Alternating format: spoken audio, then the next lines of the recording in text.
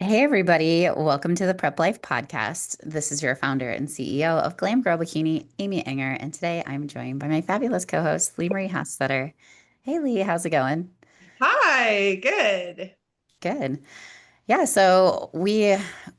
I was looking back at some of the popular episodes, and it just seems like the stuff they don't tell you about episodes have just been kind of getting downloaded like wildfire. So we wanted to do another episode. This one would be about the stuff they don't tell you about judges' feedback and just show selection in general. So I want to first start off with an announcement that's pretty cool. Over the weekend, NPC Universe happened, and at the gym, I'm sure you've heard me talk about Sid, and he's been on the show twice as a guest. So huge congratulations and shout out to him. He not only won his pro card in 35, also won it in G in Open at Universe. And he not only won the overall in 35, but he won the overall in Open men's physique, which is insane. That is a huge honor. And then Sarah, one of the trainers there, she won her pro card in women's physique. This was her second show ever in her life. And she won the overall as well. So we had a big like celebration at the gym at Beastified last night where it was like the welcome back party where they had all their pro cards and trophies and they had a red carpet out at the gym. So yeah, I was just chatting with Sid this morning just about the differences in judges panels and preferences and depending on who your head judge is, like kind of what they're looking for.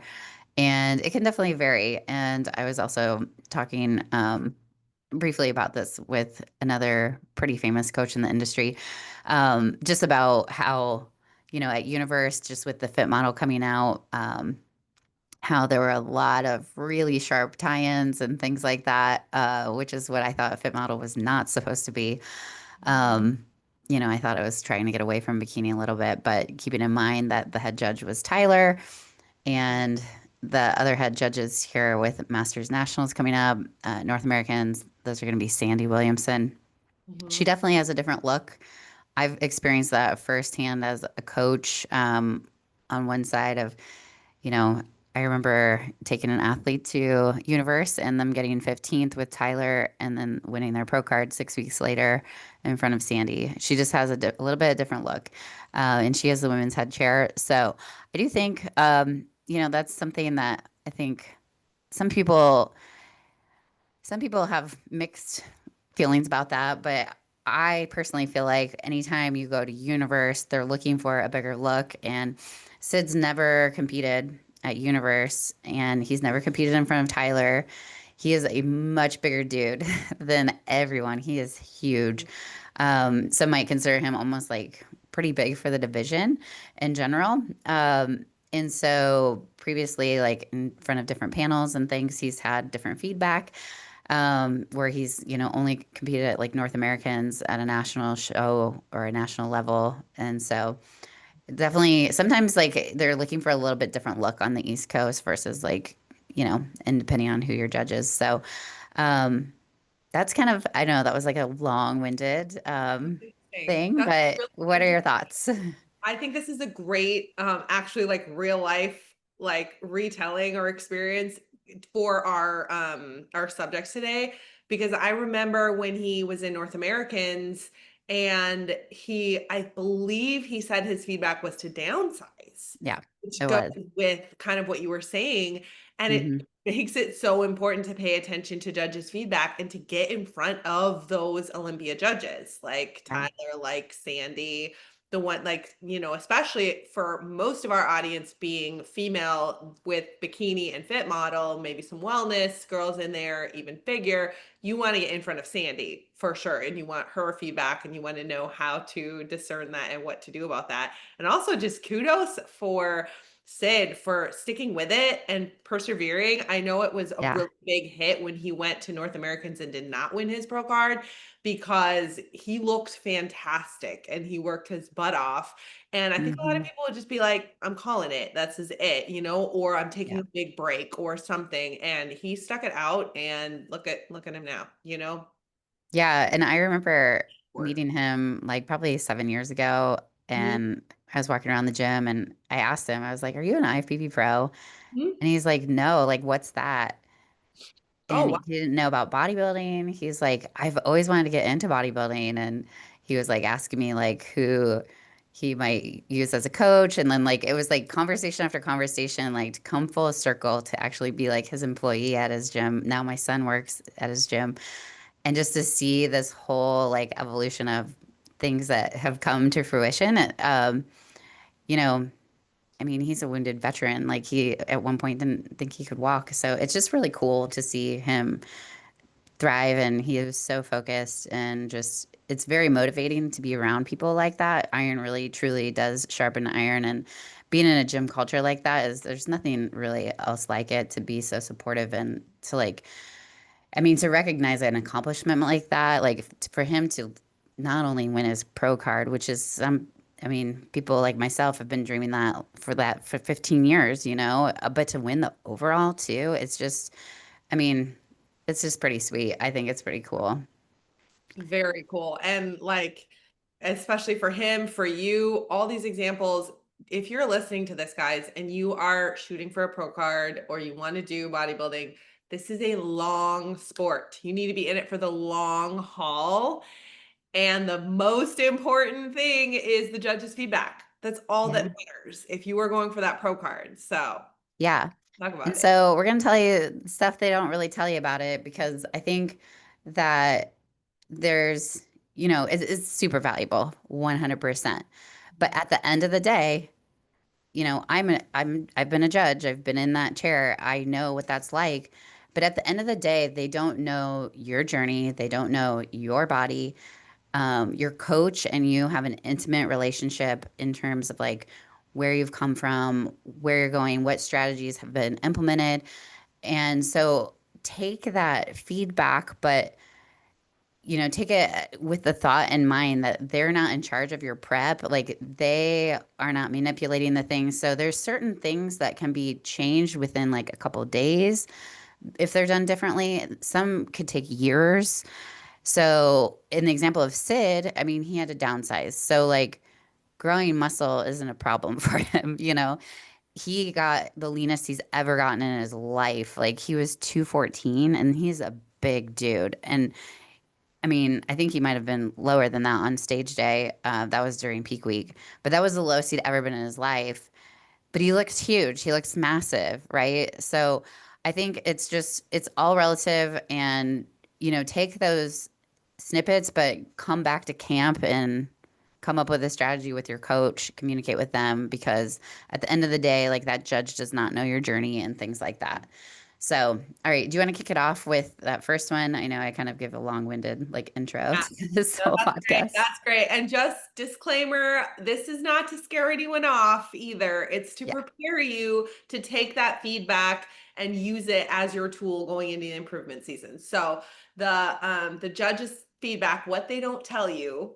So number one is feedback is vague. So you will get vague statements from the judge. They're not here to coach you. So it might say something like tighter glutes, more upper body, better conditioning, and nothing about what you need to do. What you need to do is take that and give it to your coach. Your yeah, coach will take that, will help talk you through what they mean. Sometimes, as you get closer and closer to that pro card, or if you are a pro competing, it might not even have to do with the improvement season. It might be how you peaked.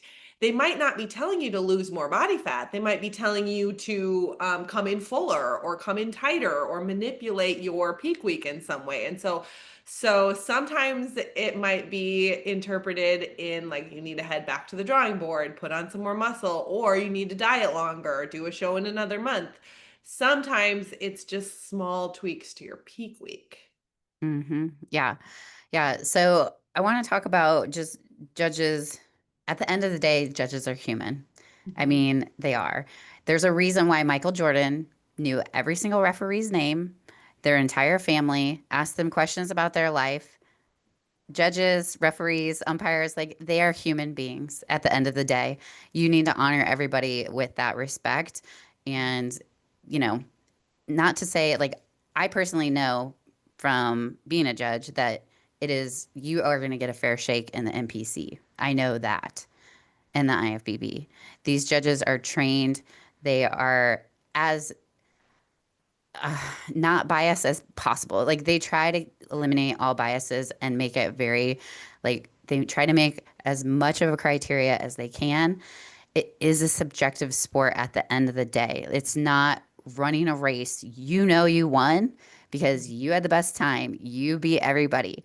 It is not that cut and dry. So that makes judges' job a little bit more difficult. So for one thing, they're sitting at that table all day long, not able to go to the bathroom, eat, drink, all these different things. So they are going to be fatigued. Sometimes they're going to miss stuff. There will be human error.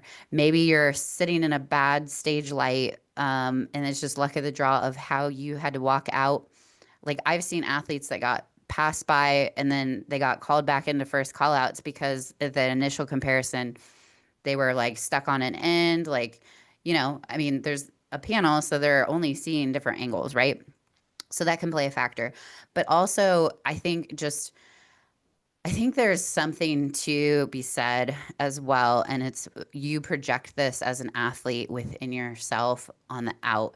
Even so, like whatever you're feeling and thinking in your mind, there is an it factor, especially in some of the ones like bikini, fit model. Like if you do not believe in yourself, if you are nervous, if you are scared, if you feel like you are not ready, I have seen this transpire on stage with athletes that once they got out of their head and came up for another class, they ended up placing in the top five and they didn't even get first call out in the first time that they walked on stage because they were just so a mess in their head.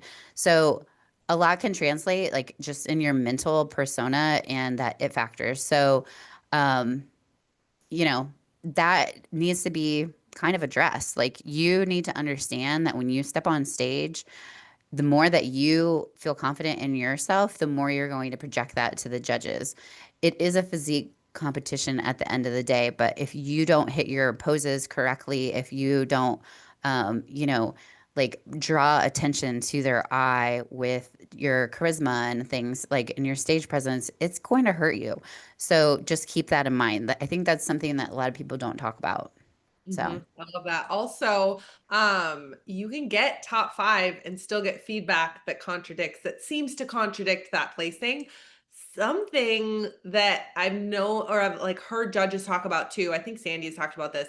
But sometimes even though like especially if you're at like a regional show or a national qualifier, if you, I mean you could win your class, but what they're thinking about is you're going to be going up into onto a national stage, or even if mhm. you're getting your pro card, you're going to be going up against pro cards. So they're going to be giving you feedback like how are you going to be competitive at that next level too. So sometimes you might maybe you win the show and then you get feedback like you need to improve on this and this, and you're like, what, I just won. You were the best that day, but they want to see you be the best you can be, if that Yeah. makes sense.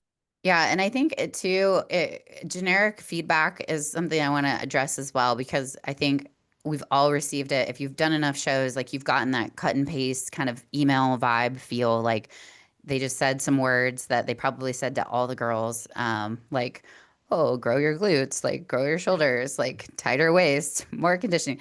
Just some very generic, like bland, like it's not like they're really like looking at you as to like what is going on, right?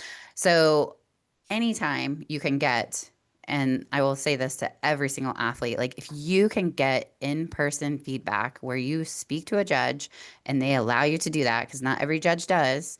Mhm. Some of them just require, it depends on the show, like the promoter may be requiring the judges to just do email feedback. They may break it up into groups like this judge gets bikini, this judge gets wellness, this judge gets whatever.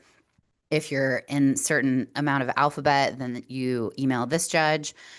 There's always going to be like rules around that, right? So like if you do a Gary Udit national show, he's going to give you like if your last name is this letter, this is the guy you're emailing if you were bikini.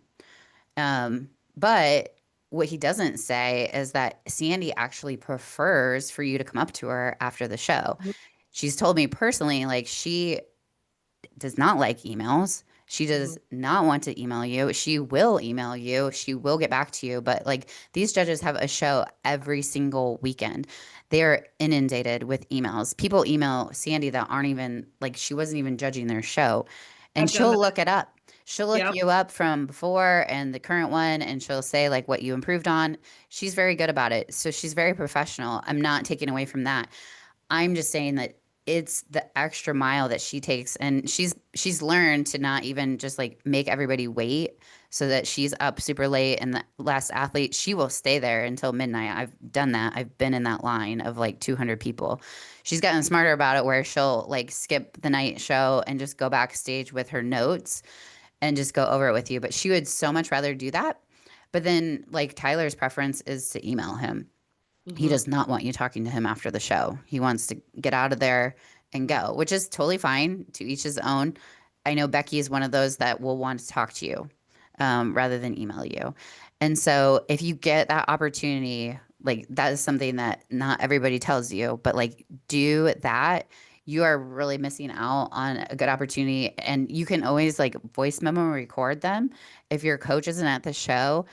And sometimes like you're distraught, you're excited, you like kind of glaze over like every piece that they're actually saying. So a lot of times I'll like stand there with the athlete and listen to the judge.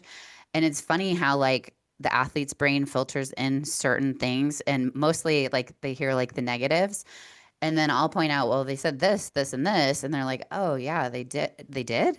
Like they don't even remember it. It's just like they have so much adrenaline coming off the stage that it's like it's hard to like filter everything that's coming at you, especially if it's a first time show. You kind of like hone in on the negative, like why didn't I do this? Um, so I would record what they say, even if your coach is at the show. But at the end of the day, too, I think if you have the opportunity to get both, like you know, your coach being there, watching, seeing what they see, and then also getting like a couple different perspectives of judges. Just the more opinions, the better, because, some people see something that another person doesn't. So Mhm. I kind of rambled on that one. Yeah, I that's don't know good. how many points I touched, I but love it. I think we finished off with that. We're moving on to what to do with feedback, but your yeah, last statement, like getting opinions from several different judges at the same show or several different shows, I think is really helpful with this first tip, which is to use judges' feedback as guidance, not gospel. So, I mean, if you get feedback from 3 to 5 different judges at the same show, or if you do like 3 or 4 shows and you consistently get the same feedback, that's definitely something you need to work on. But if you get yeah. a bunch of different feedback, like they're noticing different things, definitely use it more as a guidance and not as make or break, black or white. This is the only thing I need to work on. Yeah. So show strategy, we're going to talk about, is like show selection. Is it a strategy? Is it sabotage? Like what can you do? What are some things that you need to keep in mind when you're picking a show? Something that I do for first time competitors as a coach, and I do this every single time, is I kind of think about like where they are geographically. Mhm. Um, I figure out, based on their pictures, based on their measurements, their weight, their height, how much time they need to like lose body fat or gain muscle. I reverse engineer that goal, kind of look at the NPC calendar for events that may be like within driving distance and whatnot. I ask the athlete, like, are you willing to travel? Do you like to travel? It's usually less overwhelming for the athlete if they can do something that they can drive to as their first show, Mhm. because traveling with the plane and all that adds more variables. Yep. So once we've done that, it's really just a matter of I don't want them to be overwhelmed if it's their first show. So I'll look at the past show from the year before and kind of look to see what the classes are. How many, like, do they offer some age groups like close to their age range? Like, if I'm talking to a 50-year-old, I'm going to make sure that they have 50 plus of something. Um, I'm looking at those things. I'm looking at who the judge is, if they're more advanced athlete, like if we need a national panel judge at a regional show to give like feedback to go to the next step.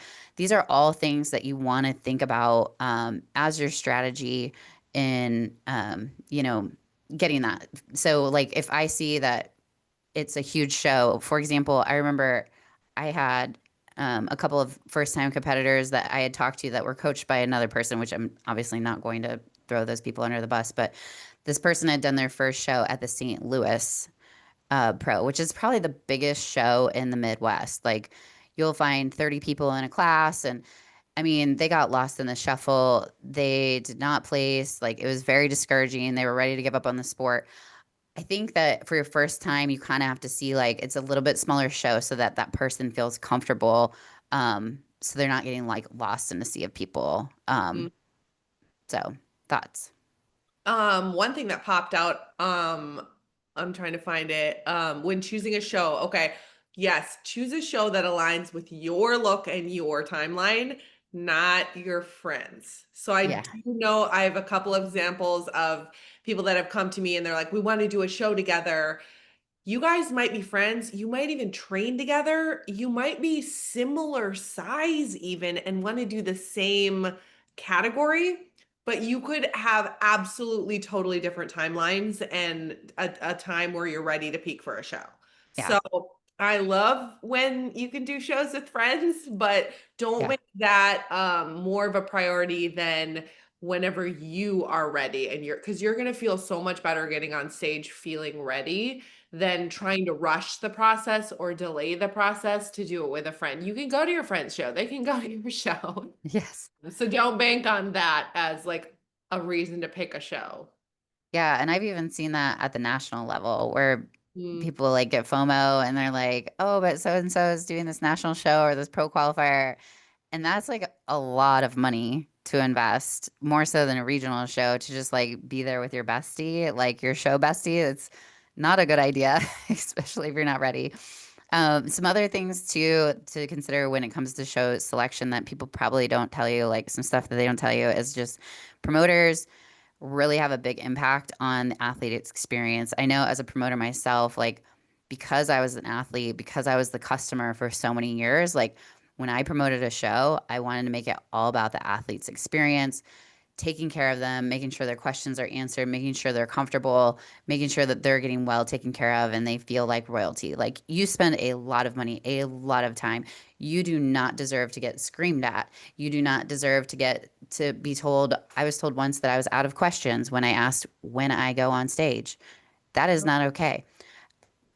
I have no idea why. And there were no lists posted up on the walls. And I'm like asking when I go, and you have a right to know that stuff. So know the promoters, like I was mentioning about Gary Udit, like he does a text messaging format where you can be in the same building and you can like follow along with the text updates and alerts, and it's very comfortable. Everybody's very accommodating.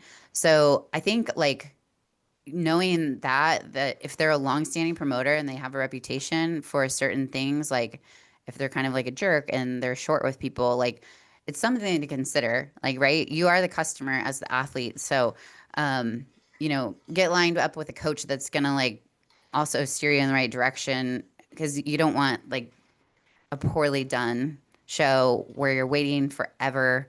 You're there till midnight at a regional show. There's no need for that kind of stuff. So. yeah.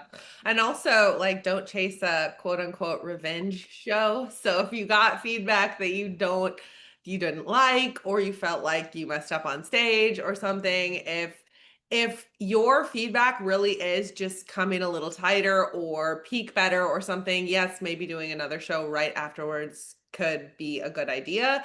But just go from your feedback, not from that emotional, I just have to get back on stage right away and do it better kind of idea. Yeah, absolutely. Okay, so local doesn't always mean easier, it doesn't always mean better. So, you know, I've had people come in from Alaska to like Omaha, Nebraska. She had done some local shows in Alaska, and it was like not very well run. It was very small. Um, she got like kind of incorrect feedback, like she was too conditioned. And then like when she got to a national stage, it was like, oh no, like you were right on point. But like compared to the athletes up there, like it was a different culture. So her coming down to the Midwest, like it was worth it for her because that was a better situation where I could see her in person and like she could get like actual like people that were national panel judges and things like that. So I think that's something to consider as well. Like your local area may not be as developed, so keep that in mind. Yep, for sure. Were there any other points under here? Um, uh, I just think, you can only bring your best to every show, and you can only just like focus on your improvements. At the end of the day, when it comes to judges' feedback, when it comes to improving, picking the show, you can do all the right things and still not get noticed. Your placing could be worse, even though your body's improved. I think just staying up with the times, staying up with the trends, and kind of just knowing that you you never know who's going to show up. All you can control is what you can control in terms of like checking off the boxes of what you've done, what you've displayed, like bringing your absolute best and all of that, and keeping that in mind when you do get criticism and kind of being that duck's back where, negative, what's perceived as like a negative, the judges at the end of the day are just trying to help you be your very best. And so don't take it personally, I guess is what I'm saying. And take it with a grain of salt. Love the sport, love the process more than the results. And I think that you're going to be just fine, is my conclusion. I love it. Yep. And then keep doing shows. Keep doing shows. Have a clear vision for your ideal physique. Stay a fan of the sport. Watch other competitors. Who do you like the look of? Who do you like? Don't try to look like someone that's a completely different body type than you. So I Yeah. try to look at people like our current Miss Olympia is very tall. Also, Phoebe Hagen is very tall. Laura Lee is our current Laura Lee Chapados is our current. They're both very tall. I love looking at their physiques because I know it's something that I can shoot for, can try to progress towards, versus somebody that's like 5 foot tall. I'm never gonna look like Yeah. them. I look completely different. So, but if you are 5 foot tall and you're looking at somebody that's 5'10", you're probably never gonna look like them. So, Yeah. be a fan of the sport. Look at people, have a clear vision of for what you want to look like, do a lot of different shows and get a lot of feedback. Learn to take feedback with a grain of salt, but notice if there's trends. If there's certain trends focusing on maybe bigger glutes, maybe that is something that you need to work on. Maybe it's like downsizing your upper body or building a bigger upper body. Try and get as much feedback as you can to use that as a tool, but don't over idolize like one feedback or even the judge's feedback. Like stay a fan of the sport.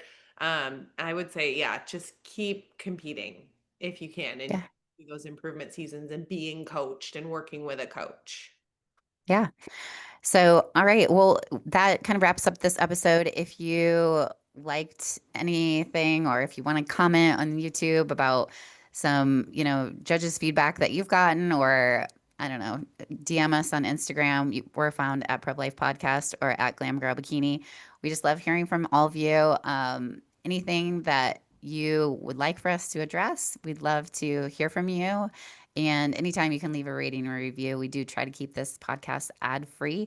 So that just helps other people find us and kind of pay it forward. So if you would like to apply for coaching with Lee Marie or myself, you can go to glamgirlbikini.com and hit the get started button. Thanks for listening, guys.